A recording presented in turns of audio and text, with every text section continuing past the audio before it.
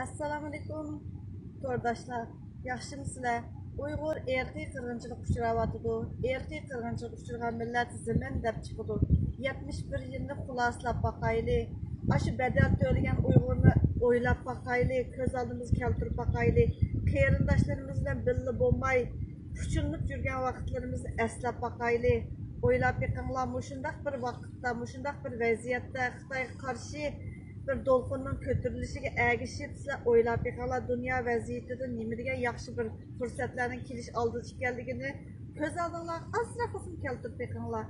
Agarda mushu vaqtlardan o'tib ketsak, bulumsuzlarcha yetib o'tkazmasak vaqtimizni, Uyg'ur shuninglar tugaydi.